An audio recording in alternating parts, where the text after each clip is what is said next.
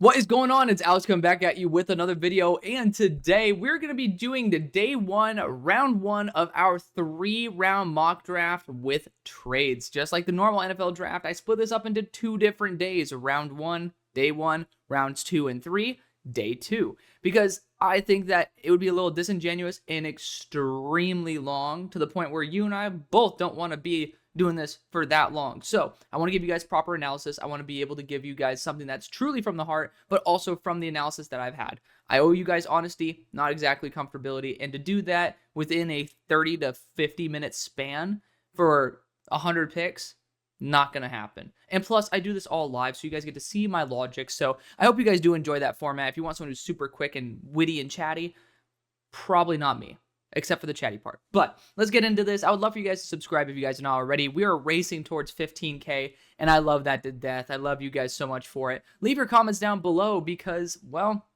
it's the best part of the job. I respond to every single comment.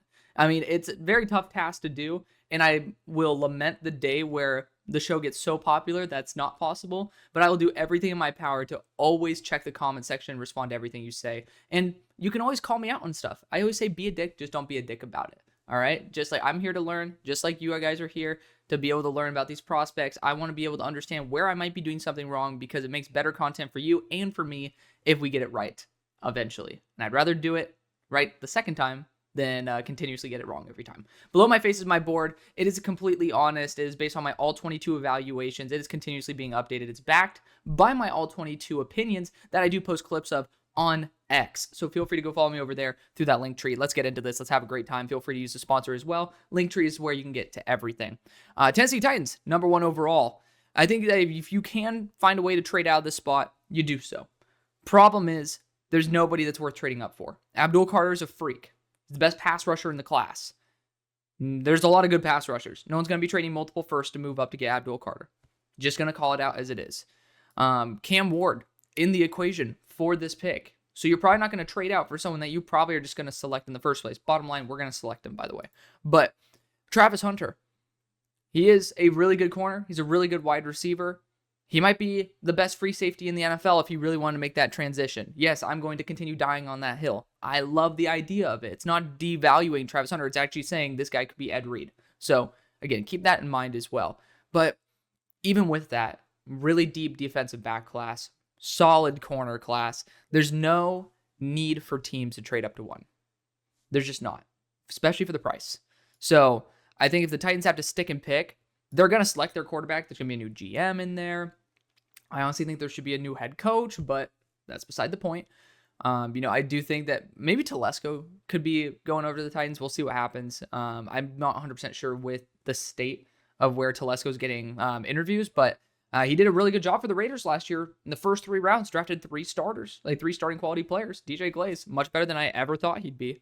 So, I mean, I just think that that might be the best route to go, but that's beside the point. This is a mock draft. Again, try to blend my board with realism. Heavy focus on the realism part because I want you guys to see a little bit of my opinion and something that you can actually take away and realize, hey, this is actually like something that is not complete bullshit that is fabricated for my ego. Like, I want to do this so that you guys have an understanding of what could happen. And since nobody knows, that's why I like to put my own little twist on it.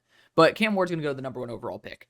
I do think technically Shedeur's a better fit for Brian Callahan. At the same time, I will counter myself by saying this. I also just brought up the fact that I don't think Brian Callahan's a long-term coach.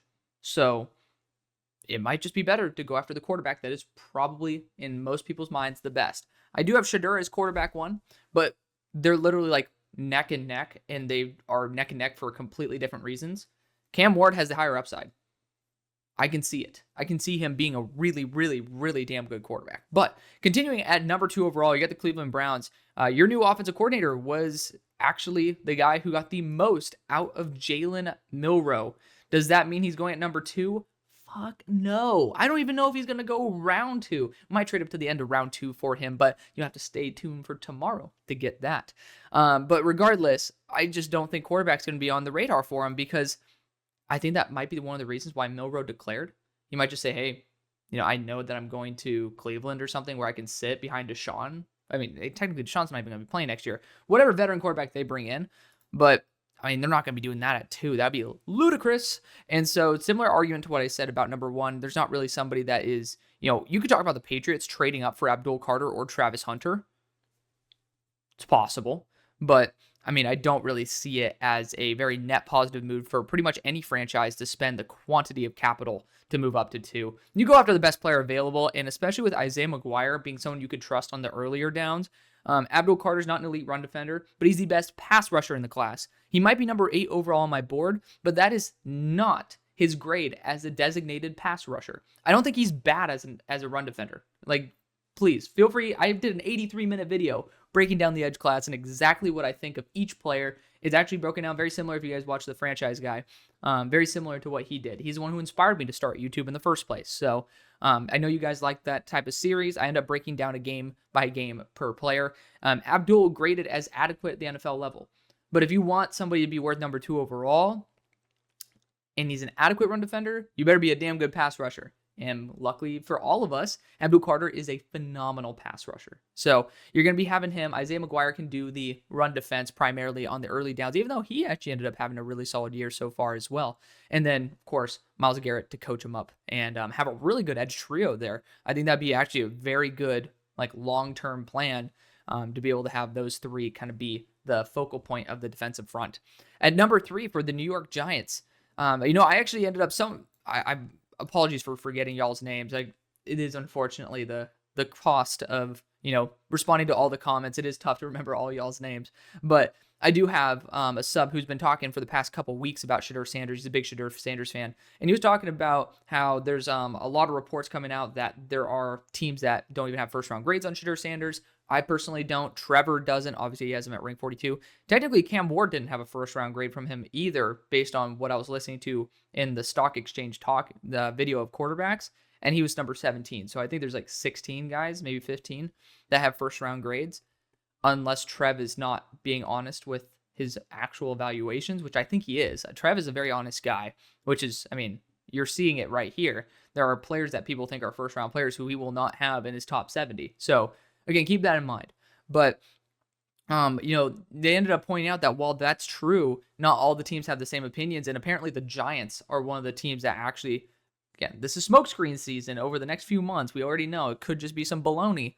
But Shedeur Sanders is one of the guys that they actually really like. And when you evaluate the comfortability of certain people's jobs, whether that's going to be Shane, like Joe Shane, you also talk about Brian Dable. These guys are on very short leashes. They don't have success next year, they're gone. They're going to make a self-preservation move, which is the highest floor option to show improvement to get them extended another year. Because you have to do that. You can't blame them for that. I know that you're supposed to do what's best for the org, but if you really, Shedeur Sanders will give you a better shot than the majority of other options. And if they go free agency quarterback, then it might be a better impact, but until they do that, we're going to go Shedeur there at number 3. At number 4 for the New England Patriots, you got Mason Graham, you got Travis Hunter.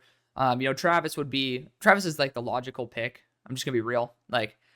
The top 10 is pretty homogenous, so that's why I'm not going to spend too much time on it, but I did think there were some things to elaborate on the top 3, and I think that's fair. So for the New England Patriots, though, at this spot, you could use Travis Hunter as a corner too. You could use him as a receiving weapon. You could also use him as a potential safety in the long run. I know people hate when I bring that up, but please just think about it. He is so smart. He has great ball skills, and he has very solid range. Safety is similar to the idea of slot corner, and when people say it, it almost is a degradation to their talent. It's not. Some players are worth way more in certain positions than others. So I'm going to go Travis Hunter here because it is best player available. Deep down, I could trade with Jacksonville and then have them move up for Travis Hunter here. That'd be intriguing. That'd be certainly intriguing. I'm looking at a couple of teams that might be in the market for him, funnily enough. If Mike Jackson that's on the Panthers now? I know that right now the corner 2, I'm tripping, that is on the Panthers. There's some good talks about him coming back. So otherwise, I would potentially try to make this move up if I'm the Panthers as well. The Bears, I don't see anything. The Bears aren't going to move up. They're going to have new organization. They'll want to have their picks. The Saints, I don't see it either. I was trying to see if there was potentially a chance for a team to move up. The only one would be the Jets, and ain't no way in hell, if I am New England, am I going to allow a team in my division to move up for Travis Hunter, we're going to go with Travis there at number 4 and see where everything else falls. Number 5 for the Jacksonville Jaguars. This is a team that I could see trading back and trying to flip picks.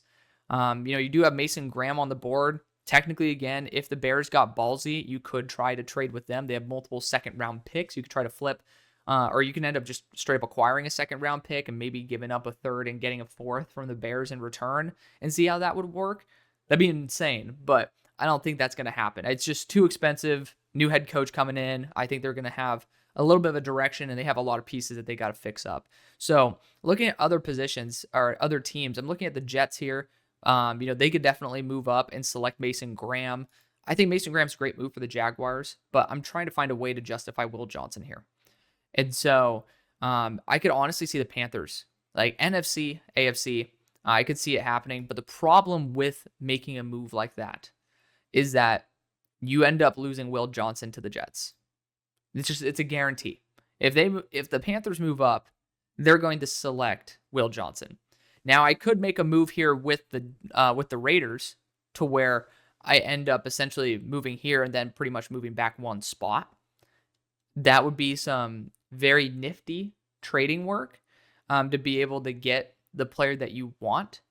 But that requires a lot of faith. And I don't know if I have faith in the Raiders to be able to pull off that type of move. And if I'm sitting there and I'm the Jets at 7, like there's not really anybody else left necessarily except Tetairoa McMillan, which I guess we could get a little exciting with some trades in here.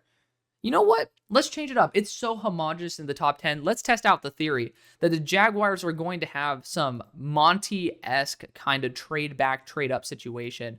I think I want to give Panthers fans some love here. And especially with the quantity of third round picks that we have, I think this is actually a great opportunity. I know Panthers fans are going to hate the fact I get rid of their 58, but I think it's just a great opportunity to be able to get something like this. And you can end up sending 140. You can end up sending 112. Not really going to be a big... I don't trade too much in round 3, so spoiler on that. But for the Jaguars, you're essentially moving up here from 88 to 58, 30 spots to move back 3 and then acquire a 4th round pick. I think that's honestly quite a solid move right there. Feel free to adjust the value on your own. Technically speaking, you could have just done it for the second straight up, but I do think that, both franchises are going to benefit from this. I'm going to use some of that capital to move up with the Raiders as well. But for the Carolina Panthers, I'm moving up for Mason Graham. And at number 6 for the Raiders, I was talking about this. Tetairoa McMillan's the target I want to go after. And so why not get Tetairoa McMillan combined with those extra picks that I was just talking about? So we ended up trading for 58, and we have 2 third round picks here. Essentially what we could do is re-offer that pick and just shift it to the Raiders, right? It was 30 spots to move up 3 essentially. And so here we might end up doing 20 spots for 2. It sounds stupid, but at the same time, you essentially moved up to move back 1 spot. I think that's pretty fair. And looking at how this is split, I do think that a pick around this range, which is like 142, 182, would be adequate. So I think this is honestly not a bad move for the team. Not a bad move at all. We might be able to boost it with a pick 224. Of course, toss in pick 6 there. So we're going to make that deal there. Again, feel free to adjust the draft capital on your own. I don't want to have a massive fight in the comment section because of the pure draft capital. I try to make it as fair as possible, but essentially we ended up moving up 13 spots to move back 1. You might say that's not a great strategy, but I honestly think we also moved up 30 spots as well. And for the Raiders, you end up moving up into the 2nd round. I think that's great. So Will Johnson is going to be the pick there. So both teams end up getting what they want, and the Jets get screwed out here. So the Jets are sitting there being like, damn, well, our 2 faves are gone. You got T-Mac here, but I mean, I'm not going to take Tetairoa McMillan unless I can guarantee you that, Devontae Adams and like Aaron Rodgers are gone, which they probably could be. But are you going to draft Tetairoa McMillan at that point, or we're going to have a different discussion? And I think that a team that is within striking range right now is the Saints. And that's a spot where I can end up moving back a little bit more and start reevaluating and reassessing my situation. And I think the Saints, you have the extra draft capital. I know that there's a chance that you guys could trade back and get more. But I think this is honestly a really solid spot to be able to send something like pick 91. You could send something else in here as well, like maybe pick 127 and get 145 in return. And I think that's really good. I mean, you're pretty much using free draft capital to move up, a third and a fourth round pick, and you end up getting a fifth rounder in return, and you end up moving 2 spots. I say that's worth it. I mean, again, you can end up tossing pick 108 here and then see like how that shifts up. It's not going to affect the mock draft too much. So we'll do that for you guys to get a little bit more draft capital and still get Tetaroa McMillan there at pick number 7. I know you have a lot of needs to fix, but at the same time, when you get someone who is truly like a perfect complement for Rashid Shaheed as well as Chris Olave, sometimes you just got to spend that extra capital. And at number 8 for the Raiders, that would have been kind of like my dream pick for them, would have been Tetaroa McMillan. Of course, at that point, didn't really see that being the case. But if you're sitting here at pick number 8, Ashton Jeanty still is on the line right now. I mean, you could talk about the quarterbacks, but I definitely would not. There's a couple of positions I do think that's worth it. Wide receiver, we could see the wide receivers jump up and go higher. But historically, NFL-wise, these running backs, Jeanty and Marion Hampton, like you look at Jahmyr Gibbs, I mean, especially so, this is actually a perfect opportunity. Someone said this and it was beautiful. Like, I got to give y'all kudos for doing this. You guys ended up talking about the fact that, you know, if Ben Johnson, who is most likely going to be the head coach of the team, I mean, everything seems to point towards Ben Johnson going to Vegas. Ben Johnson just had Jahmyr Gibbs as well as you got Sonic and Knuckles, as well as David Montgomery and Ashton Jeanty. And then you could talk about Sincere McCormick, but you could also talk about a couple other home run hitting backs later in this draft. I mean, technically RJ Harvey is that guy who has that explosiveness that you could look for. But that all aside, Ashton Jeanty would be perfect for this offense. And again, you look at historically, where do running backs of this caliber go? Like Bijan and Jahmyr. And Jahmyr was not that highly touted out of Alabama. You got to remember, this guy was like a late first kind of consideration. The Lions almost took him at 6. So, again, and like looking back on it, you know, seemed like the right move, right? It looks like the right move in retrospect. But in the moment, it's like, what the hell? But NFL teams value running backs like this. And especially for a team like the Raiders where the offensive line is relatively solid, if not solid. And you just need weaponry, and you just had your guys taken before you. You got that extra second-round pick via that move up, pretty much a free second-rounder. And yeah, I mean, you lost out on Will Johnson, T-Mac. But you can get someone who is truly game-changing in Ashton Jeanty. I think he and Amari Hampton are in a tier above every other running back, like by a noticeable margin. So I'm going to go Ashton Jeanty here and change things up. At number 9 for the New York Jets, we move back and we're selecting offensive tackle at this point. I think that's a smart thing to do. Like, and if you look at the style of tackle that the Jets have drafted, athletic guys who are great in space. I've gone Kelvin Banks before because I think a lot of teams will look at him as the best tackle. But Josh Simmons feels like far more of an applicable tackle for this team in terms of like closer to Olu Fashanu than Banks, than Campbell. Like, I just feel like maybe Connerly would be closer, but I don't think Connerly would be. The closest guy to this organization's preference, which again, organization's changing, but if you're looking how to build your offensive line, Josh Simmons also played right tackle. You got to remember this. He played right tackle back in 2022. Now, you could also talk about the failures then, but he also ended up finally polishing this year. So I do see him having that meteoric growth curve, having that flexibility. And I think that, you know, if you do end up being in this situation, it's worth taking the shot. So let's go Josh Simmons there at pick number 9. At number 10 for the Chicago Bears, I think the best possible move would probably be Will Campbell here, because you do have the vision for him to potentially be a tackle, but you don't need him to be a tackle. You got Braxton Jones there. The vision would be for him to play guard is the short-term impact, as if you don't want to pay Braxton Jones, kick him to tackle in the long run. Is that like really a pick 10 kind of guy? I think it could be, yes. And he does have that flexibility to where I think he can work out as a tackle as he continues to polish up. But for the Bears, I arguably say it's one of his best, if not his best location, because he can end up being that guard in the short run, being an amazing early impact with Braxton Jones. And then, like, when Braxton Jones' contract is up, you can say, okay, well, Will, like, your time has come. So you got yourself both an instant impact and a long-term impact, which is well worth that number 10 pick, because you're essentially having early impact at guard with having a long-term tackle. That sounds great to me. At number 11 for the San Francisco 49ers, I'm rushing this to the podium as well. You guys know what's up. The tackles are going to go. Like, that's just the way it is. It kind of was like that last year as well. Kelvin Banks is a really, really good offensive tackle, but he also is someone who can actually be probably looked at as a primary offensive tackle, whereas Will Campbell has some questions. Josh Simmons coming off an injury, but Josh Simmons was the best tackle out of this class until he got hurt. At number 12 for the Dallas Cowboys, I'm going to try to move back here.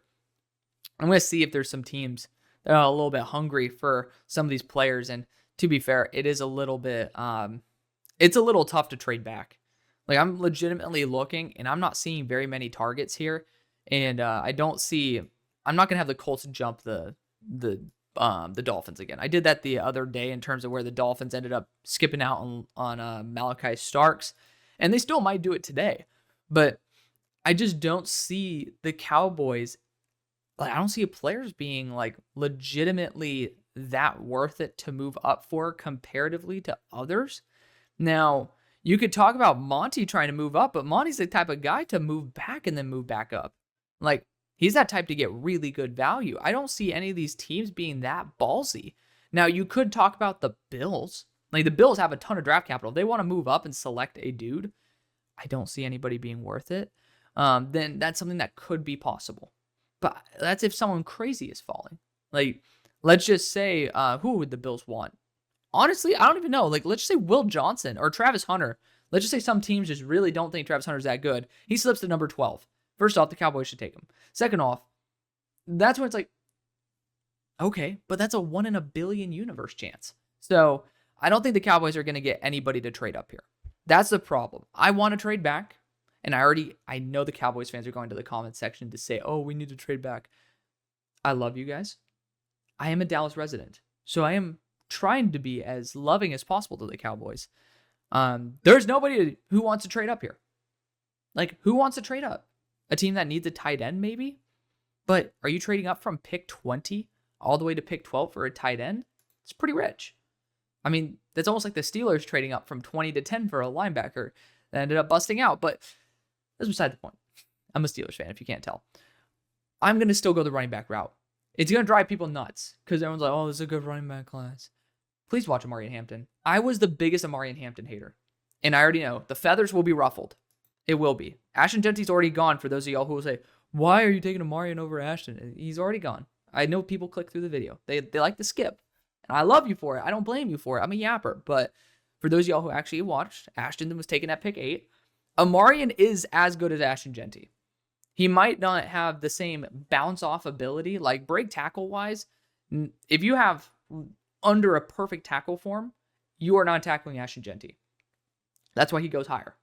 But at the same time, I can also acknowledge that Amari Hampton is probably a better athlete, better downfield vision. This dude will I'm not saying that Ashton has great downfield vision, but Amarian has supreme downfield vision. And he has improved so much. Whereas even though Ashton Genty's fumbles are second effort fumbles, which is why I don't grade him too harshly on it, it's still 8 fumbles in 2 years. That is concerning.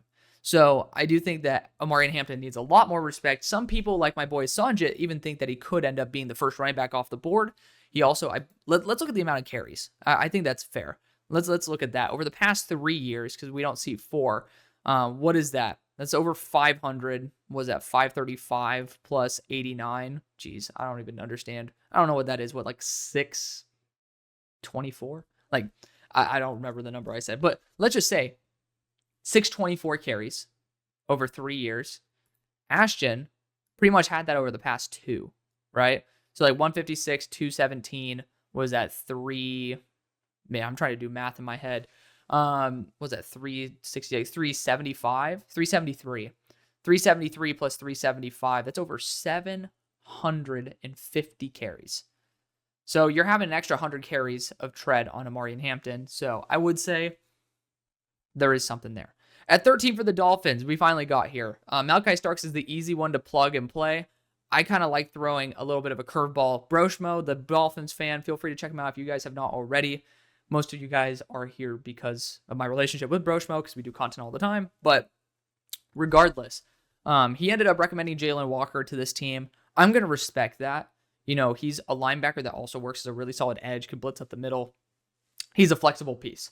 And for Mike McDonald type of defense, I respect it. I'm pretty sure that's what you guys have right now that you're working with. But regardless, I'm going to trust his recommendation on that because I do like throwing a curveball outside of the Malachi Starks route. For the Colts, I went Malachi Starks before, and I think it's certainly possible, but let's not fuck around. We're going to go Tyler Warren. It is the best move. I like to sometimes change things up just because it makes it more interesting for you and me. And being very dogmatic and stubborn with like taking certain players to certain teams, that's why we get kicked in the ass every single time there's a draft. I mean, like, we all kind of get humbled because it's like, oh, well, we know this guy is going to go to this team, and then he doesn't. Like, it's good to test out theories, okay? Like, if it's still a good pick, like, let's see what happens. And that's what's so fun about doing mock drafts all the time with you guys. At number 15, though, for the Falcons, I want to trade out of this spot. ASAP. I got no picks. Zilch. I love the edge rushers that are here. Like, I'm in love with James Pierce. He's my number 2 player, for Christ's sakes. You know what I mean? And, I think that the Cardinals would absolutely snipe him. I think that you should be seeing a team trying to trade up here. Damn, why can't the Buccaneers be in a different division? like I think that would just be such a good move. But like, I legitimately think that a team needs to make a small move up here.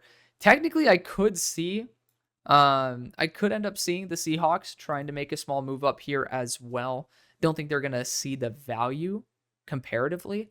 The Broncos, I don't see it. Like, this is where I could see something a little bit seismic from the Bills trying to move up and select their guy. Like, let's try to see, like, what do the Bills got working with? I don't even fully understand the pick quantity that the Bills have except for that 2 seconds. Oh, that is nice.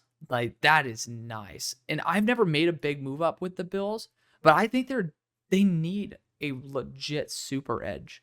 And it could be the draft for something like that.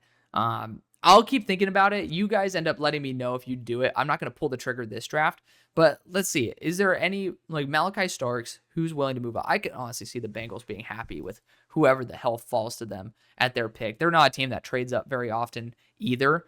The Seahawks, there's just not going to be that offensive lineman outside of Armand Membu that's going to be available. So I don't really see them in the need for it in division.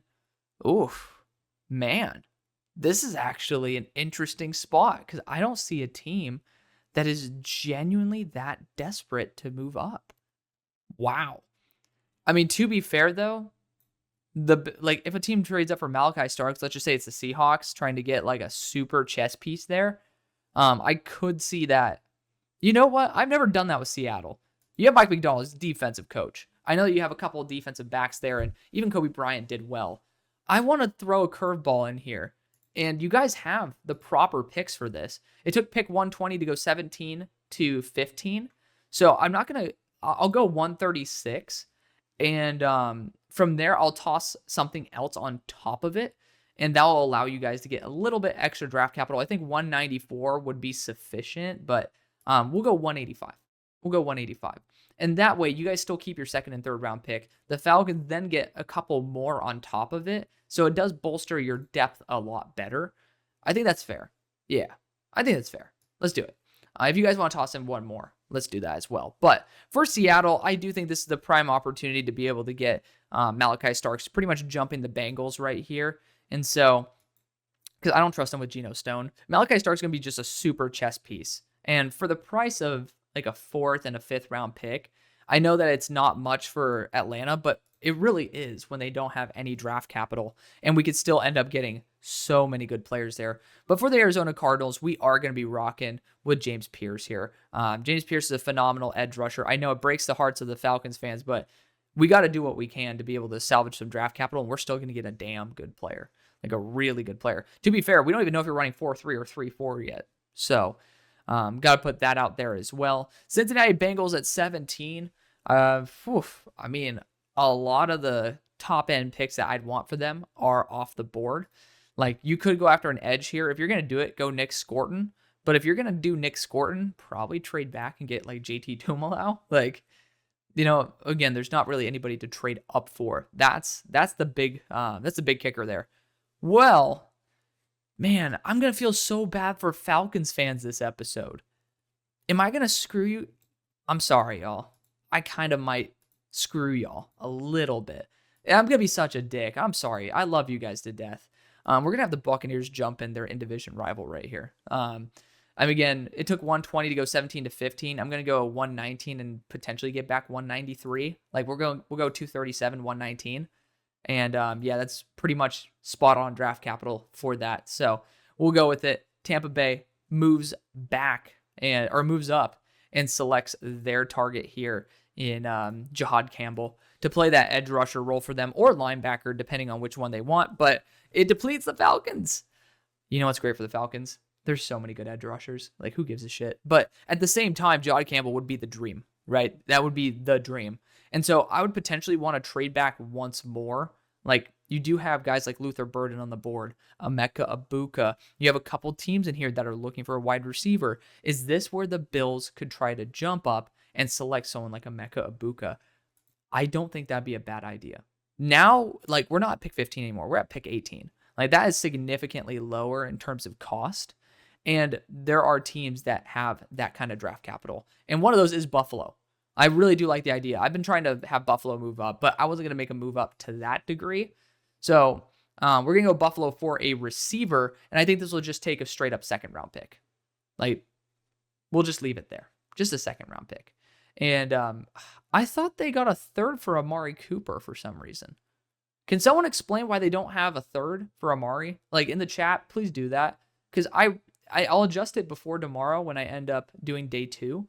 But like, I do think straight up 61 could get us to 18. And I think that's going to be perfectly reasonable. Like, we could flip like 177 or like 171 for 116, but we'll just do it straight up. So there we go. The Falcons get an extra second round pick. The Bills have moved up and they're going to select Emeka Egbuka on the boundary. It's going to be a little bit of a crazy move, but again, jumping the Broncos here, who I think Emeka Egbuka would have been great for. At number 19 for the Cincinnati Bengals, we ended up moving back. And honestly, I do think they're going to go after defensive interior at this rate. I don't think that you need to really go a Nick Scorton route. I think you do have plenty of options down the board versus I don't think there's many Tyleik Williams in this draft. Tyleik Williams is a supreme player for 230 or 330 pounds. Great block shedder, tons of upside there as a defensive interior who can actually play that reader role. And I do love that quite a bit. At number 20 for the Denver Broncos, Luther Burden's the quick choice here, but at the same time, you got to think Colston Loveland's also on the board. That also being said, we could wait till round 2 or even 3 for some good tight ends in that room. So I actually will be going Luther Burden for the Broncos. I could try to trade out of this spot, but I mean, again, you're starting to screw yourself over out of your top options the further you go down. And the 2 guys I was looking at probably are going to be among the next 3 picks or 3 to 5 picks. So at number 21, we got the Pittsburgh Steelers. And I'd debate moving back here if I'm the Steelers. I would be. You got quality offensive linemen on the board. And especially for a team that will need interior offensive line like the Chargers. Like, is there going to be a team that potentially wants a tight end? Oh, Howie, you mother trucker. My eyes just lit up. Philly, you need an edge. You need a tight end too. That, honestly, I would love that. For the price of a 3rd round pick, because I'm going to trade back in the second. I do not like your 2nd round pick. I actually think this is really great. Let me see. I just wanted to see what it would be. I know that this might be actually an undersell in terms of the price to move up. Maybe we end up giving Washington's pick for that was part of that trade back or trade for Jahan Dotson. But I mean, honestly, if I'm Philadelphia, I'm doing this all day. Like all day as well. Like all day. You can end up adjusting it again if you want to send a future pick as well. But Philadelphia needs an edge rusher. They also need a tight end desperately. Like, it's age 29, soon to be age 30. Dallas Goedert, not always healthy. We're going to go Colston Loveland for the Philadelphia Eagles. And we're going to snipe some damn good edge talent in round number 2. Don't you worry. At number 2, well, even if we trade back to round 3. But number 22, the Chargers just got shellacked of your top option here in Colston Loveland. If you're in this situation, you could try to look at the running back spot, but wait and just enjoy the fact you get Tyler Booker here But even better, I think this guy's going to be a great guard, and especially if injury, God forbid, strikes, can be a tackle as well. We're going to go Armand Membu, guard out of Missouri. This dude is, in some people's boards, they're like number 2 overall tackle. I still think that, his profile as a guard, 6'3", 314. I really do think it profiles better as a guard. And again, worst case scenario, if injuries do happen, somehow Rashawn Slater's like, I don't want to be on this team anymore by his next contract, you could potentially move Joe Alt back to left tackle, Armand Membu. Like, crazy situation. You do at least have that future aspect to it. At number 23 for the Green Bay Packers, I don't know if they could pass on Mykel Williams at this point. I know that would have been a dream pick for Philly, but, no. I think Mykel Williams might be the choice here for Jeff Hafley. I know corner is super key. I haven't ended up saying this episode, but I always put it in the description. Ben Morrison's always returning in these. That's why he's number 4 on my board pre-injury. But I would take him in a heartbeat. Again, that's on me for not saying it. I just kind of assumed, and that's not right. We don't assume things here. But corner, edge, 3 tech, I think those are the positions where you could certainly look at upgrades. You could go Kenneth Grant to replace Tadarius Slayton, but you don't really need to do that, in my opinion. Mykel Williams, like, upgrading the pass rush with somebody, again, Georgia, that is just so freaky. I'm going to take it. He's a top 25 player on my board. I think it's well worth the selection there at 23. At 24 for the Vikings, I'm trading back. Like, you got some really good players here, including Josh Connerly, that I think needs to be respected more than what I kind of give him credit for. And so I'd be looking to be able to flip this for some more picks. Is there a team with some extra day 2 capital? Now, technically speaking, the Falcons are lurking, but I'm not going to move up with the Falcons. I'm not going to do that. I'd be primarily looking right now if I am Washington or if I am the Ravens. For the Ravens specifically, you can use Connerly as a guard until you have some issues, because Stanley, unfortunately, has not been overwhelmingly, like over his career, really reliably healthy. So you could end up replacing him or like having that as like a contingency plan. Wouldn't be a bad idea. Could have him as a guard short term and then like kind of be there as an assistant for a tackle in the long. I also could see Washington trying to make a move for a tackle, but I also could see, damn, I didn't realize the Patriots are that far down. Joe Milton really did a number on y'all, didn't he? Holy Toledo. I was debating it with the Patriots. I was like, okay, well, we could move up there, but like that is straight up a 14th spot drop. Holy crap. That'd be crazy. Not gonna do that. You have an extra 3rd round pick. Like, you could make it happen, but I mean, shoot, like that is expensive, ain't it? Holy Toledo. Honestly, a team like the Browns who need offensive line help, though. Let's look one more time at the offensive tackles that are available. Like, it is kind of Connerly in a massive drop off. Like a massive drop off. Yeah, we're making a move up here. We're gonna make a move up with the Browns, though. I think that's smart. We're going to make a move up with Donde Está, Brownies. You have an extra 3rd round pick as well, which I think is like icing on the cake. And that's kind of like perfect for Jalen Milroe territory. So I think 93, and you can end up tossing in some extra picks. I mean, look at the amount of like BS picks you got in here. Like, pick 200. Let's give it back to Minnesota. How about that? We'll give Minnesota's picks back to them, as well as 93. You can end up, of course, reducing this to like just this right here. Feel free to do that. But regardless, Cleveland is moving up, and they're selecting Josh Connerly Jr. here to pair up with Abdul and fix both offensive and defensive lines respectively. And we still do have our pick in there for Jalen Milroe in round 3, for his offensive coordinator. At number 25 for the Houston Texans, we could have gone wide receiver, but I mean, Matt Golden is going to be someone who I'm going to start considering in the first. That is a pick I'm legitimately considering. Guard, we can go Wyatt Milam, or we can go defensive interior with a Kenneth Grant, Walter Nolan. Like, I feel like those are the guys, Derek Harmon, who are considered in the first. Like, the thing is, what am I going to potentially get good value on at 89? It might be that guard spot.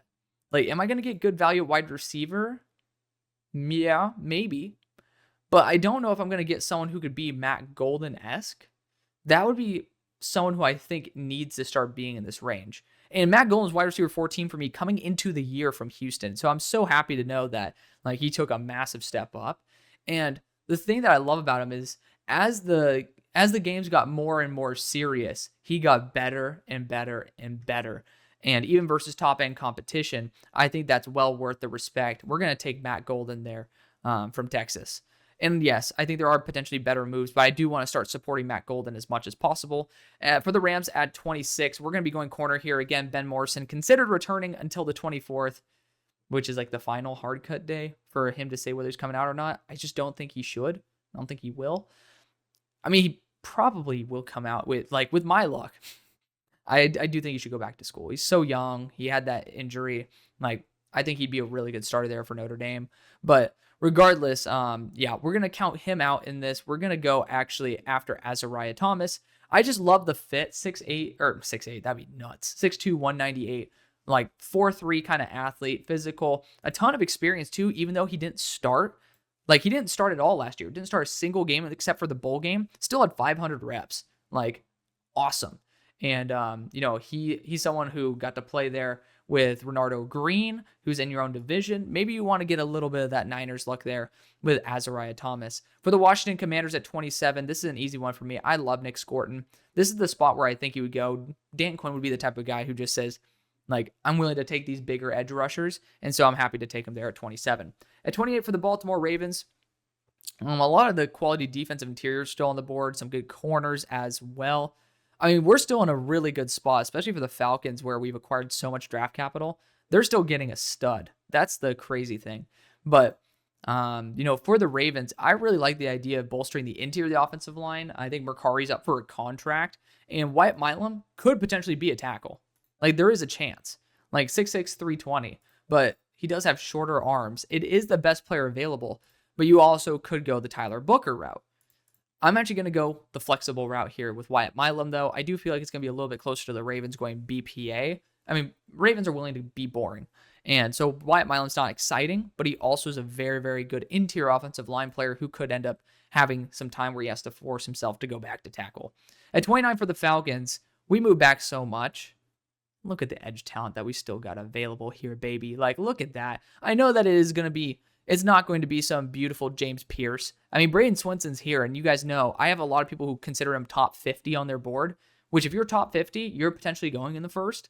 But do I think he goes above Jack Sawyer? I think he's going to shine. Like, he's going to the Shrine Bowl this year, and I think he's going to go off. But the question is, are you going 4-3 or 3-4? That's the real question. You're like, whatever the new DC, like, are they going to stick to a Raheem Morris 3-4? If they do, Braden Swinson, I think Braden Swinson's the most flexible. And he's 21.4% pass rush win rate. So I saw this tweet come out, and of course he's not on the list because he's not being loved at the rate that he should. But Braden Swinson is like the second highest, like right below Abdul Carter, the second highest out of the names in the draft, second highest true pass rush win rate at 33%, over 33. Abdul is 35.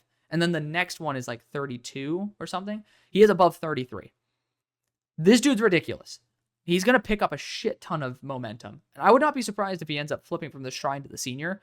But, I mean, I kind of want to stamp my foot down. We're going to do it. All these people I know have like mid-2 to top 50 grades. It's not absurd to see Braden Swinson go super high. And yes, I'm not doing it to just be unique. I'm doing it because I genuinely believe that through the process of like people evaluating, getting to know these players on a deeper level, the more you watch this player, the more you love this player. Do yourself the favor before you criticize, go and watch him. Go and watch him and you'll understand, hey, this guy really is awesome. Like, he has 59 pressures this year. He's 9 sacks. I mean, if you want to bring up the sack stat, like, he is a legitimate player and he is phenomenal. And there's this one rep that I'll talk about. I already, of course, broke this down in my 83-minute edge evaluation, but there's this one rep where it was Jaden Roberts. He ended up being subbed out. So there's a new guard in. And just like with corners, if a corner gets hurt and there's a new corner that gets put in, you target that corner that just came in, that play, because they're not in sync, right? Like, that's the focus. So you're going to put your best receiver that you can, unless there's like a corner following your receiver. You're going to put the best possible opportunity on that corner, and you're going to make that play schemed for that corner to be tested. Similarly, if a new guard has to come in, you are going to put your best player on that guard and just destroy him. That player was Braden Swinson. That is such an honor because he's also 250 pounds. He's not some like crazy 270 build that you normally put on the interior of the offensive line. Like, this is somebody that genuinely earned the respect of the defensive coordinator to earn that rep. And guess what? He got a sack on that rep. So he earned his stripes. Please, before you end up trying to say anything about Braden Swinson, like, just do your research first. Because people who watch LSU love Braden Swinson. He's going to be a name that continues to rise. I did this with Andrew Phillips last year, even though he went later. Andrew Phillips went later because he was a smaller slot. Braden Swinson's not some like 230-pound edge. This is a 250. I think he's going to definitely go at least in the top 50. I see a potential late first as a legitimate option. For the Steelers, here at pick number 30, wide receiver, corner, those are the positions to look at. You could look at Jaden Higgins here. Elik Iomaner, perfectly fine with them. Defensive interior, the dark horse position to draft with Kenny G. But I think if you have Trey Amos on the board, it's my dream pick for the Steelers in the first at this point. Like, we could look at receiver, but we have sniped receiver historically so many times outside the first. I don't see a need. We're going to go Trey Amos here, who probably could have been my selection at pick 21, by the way. Like, looking at it, probably would have. So we just got free picks. At number 31, we have the Chiefs. Again, Ben Morrison is my dream pick for the Steelers, but we're not having him return in this one. Or we're having him return, excuse me.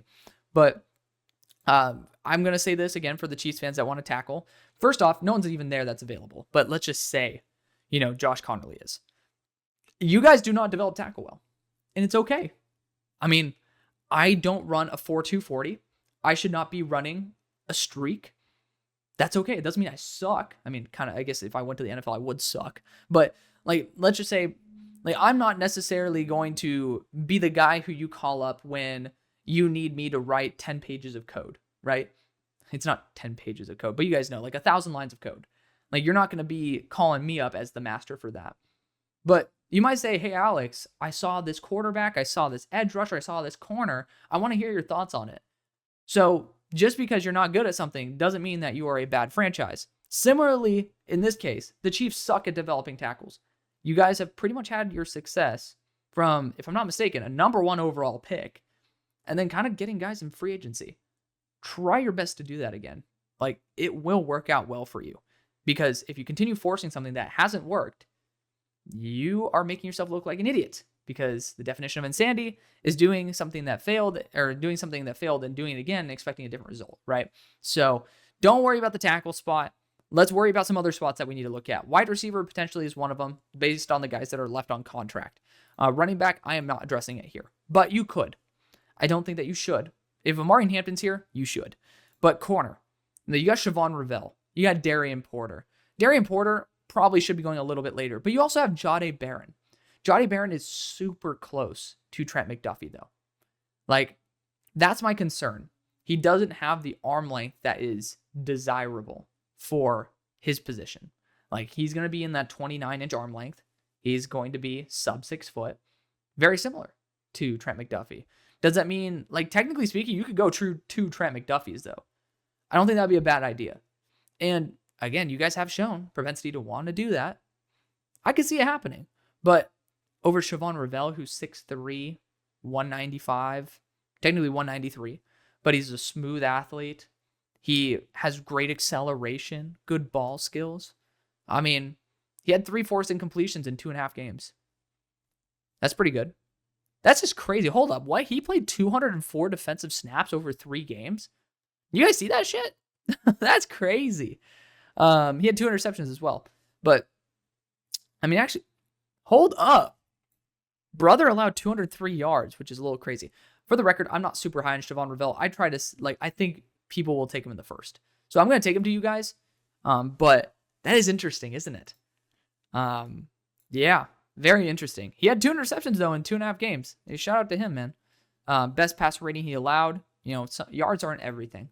At number 32, though, with the Detroit Lions and ending off the first round, we do have Jahdae Barron here. I could see a team trying to move up and kind of, select him and enjoy the fruits of their labor and then, let Jack Sawyer slip a little bit more, because Jack Sawyer is going to be the pick. It's just like, I could let him slip a little bit. Like, I could kind of like inch him down the board a little bit. Is there a player that's worth moving up for? You do have Kenny Grant here. And Kenny Grant would be, could I possibly just absolutely fleece with the Jaguars this episode? Oh, shit. That would be kind of fun, wouldn't it? Hold up. And you guys don't have a third-round pick, do you? Hold up. Wait a minute. Now that is fun, isn't it? I don't think it would cost 73 to move up, though. But 105, because again, 120 is a 2-spot jump in the middle of the first. This is about adequate value. You could say 112, but for the sake of argument, let's go 105. That spot where Jack Sawyer is still going to be there. So you're getting a free pick. Hold up. Let's do it. Yeah? I mean, you guys drafted Will Johnson in the first. You guys are looking for some defensive interior help. Why not? I've never done this before. Let's go Kenneth Grant to end off the first round. Hell yeah. So there we go. Kenneth Grant. The Jaguars trade up and get that 5th-year contract on Kenneth Grant. They go for a different defensive interior out of Michigan. And another reason why I was incentivized to do that, I know that with 33, I'd be heavily considering KG to the Minnesota Vikings. So I actually love that. Let me know what you guys think, though. Stay tuned tomorrow for rounds 2 and 3. I love you. See you on the far side. Peace.